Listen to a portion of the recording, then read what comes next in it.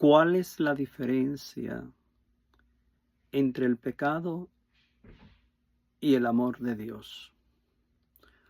Una pregunta que en su respuesta nos puede ayudar mucho para tener una guía clara de que el pecado no es nuestra opción, que nuestra opción es el amor de Dios.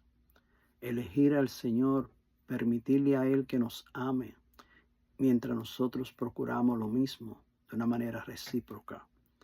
Estamos llamados a amar a Dios sobre todas las cosas y dejarnos amar por Él. Pues esta pregunta, que es simple en su respuesta, nos ayuda a nosotros a tomar decisiones firmes, de sacar el pecado a como dé lugar a través de los medios necesarios, que solamente son a través de una buena confesión. Pues la diferencia entre el pecado y el amor de Dios significa lo siguiente: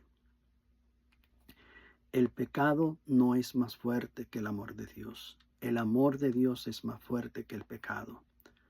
Y quien tiene el amor de Dios en una comunión plena con la Trinidad no está débil, está fuerte, porque tiene a Dios de su parte.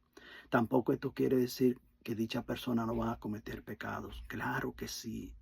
Y sin embargo, a través del amor de Dios, de esa esencia también que está en nosotros, porque la esencia de Dios es el amor, nosotros vamos a ser capaces de levantarnos en medio de todas nuestras caídas y buscar el perdón de Dios. Siempre Dios está listo para darnos ese perdón, pues ya se lo ha dado a David, se lo ha dado a todos los profetas y todos los hombres de Dios que se acercaron a Él en busca del perdón recibieron la reconciliación del Señor, o más bien recibieron la paz. Tengamos siempre presente que nuestros pecados generan la separación de Dios. Estamos hablando en el contexto, si los pecados no se confiesen, si no se confiesan y no le pedimos perdón a Dios, entonces van a generar una separación de Dios que puede ser perenne, puede ser a corto plazo, largo plazo, todo va a depender de nosotros. También puede generar la muerte espiritual, la pérdida de la esperanza de vida eterna, la destrucción no solo del cuerpo, sino también del alma, la esclavitud a los vicios. El pecado nos lleva a una esclavitud de todos los vicios, como es el vicio de la pornografía, la lujuria, el aborto, la mentira, todos los vicios. Eso es lo que hace el pecado. Y cuando lo sacamos de raíz de nuestros corazones, nuestro corazón queda puro en la presencia de Dios.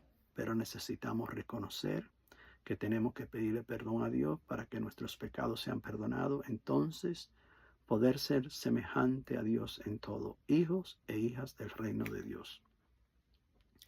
Otra de las partes que queremos explicar en esta reflexión es lo siguiente: el pecado construye el abismo, y el abismo en la Sagrada Escritura representa algo no muy bueno para nosotros.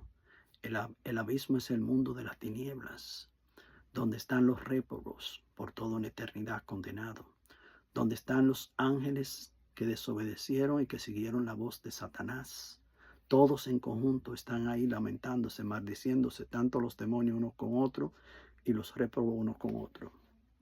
Pues cuando nosotros pecamos y no buscamos la reconciliación con Dios, lo que estamos haciendo en mala voluntad, en un estado consciente, porque si en un estado inconsciente, aquí nosotros también hablamos de la misericordia de Dios.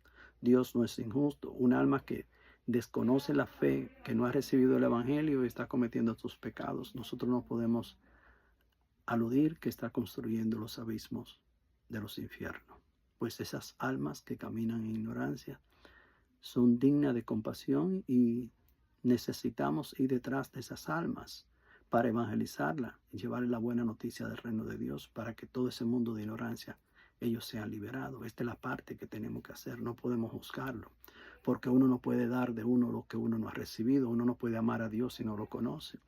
Y por eso es que hablamos también de una misericordia que a veces no se habla de Dios, que Dios no nos juzga por nuestros pecados de ignorancia, nos juzga por los pecados que conscientemente, deliberadamente, nosotros cometemos contra Él. Y lo peor es que si no lo confesamos, esto se vuelve un doble pecado delante de Dios. También el profeta Isaías nos da un retrato de ese abismo que construyen nuestros pecados. Cuando nos dice el Señor en el capítulo 59, versículo 2, vamos a leer la palabra de Dios finalmente en el nombre del Padre, del Hijo y del Espíritu Santo. Amén. Dice el Señor en voz de Isaías, sino que sus maldades de ustedes han cavado un abismo entre ustedes y su Dios. Eso es lo que hacen nuestros pecados, un alejamiento de Dios, construir los abismos de Satanás, donde moran no solo los ángeles caídos, sino también los réprobos. Eso es lo que hacen nuestros pecados. Y el profeta Isaías, en voz del Señor, es bastante claro. Sino que sus maldades, que pueden ser las iniquidades, puede ser el pecado, de ustedes han cavado un abismo entre ustedes y Dios. Palabra del Señor. Te alabamos, te bendecimos y te glorificamos, Señor, y te pedimos que nos dé la fortaleza como hijos del reino, para que cada vez que lleguemos a cometer pecado, no lo dejemos para después, pues dejarlo para después es una inspiración diabólica, es una mala voluntad de nosotros, para que tú nos dé la fortaleza, para que con prontitud e inmediatez busquemos la reconciliación contigo. Amén.